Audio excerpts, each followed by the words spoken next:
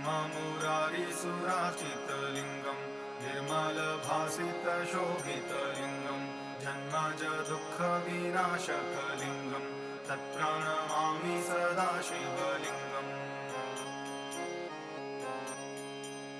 देवमुनिप्रवराजितलिङ्गं कामदहं करुणाकरलिङ्गं रावणदर्पविनाशनलिङ्गं तत्प्राण जटाटवीकलज्जलप्रवाहपावितस्थले कलेवलम्ब्य लम्बिताम्बुजङ्गतुङ्गमालिकां जटाटवीकलज्जलप्रवाहपावितस्थले कलेवलम्ब्य लम्बिताम्बुजङ्गतुङ्गमालिकां टमट्टमट्टमट्टमन्निनादवट्टमर्मयं टमट्टमट्टमट्टमन्निनादवट्टमर्मयं चकारचण्डताण्डवं करोतु नः शिव शिव।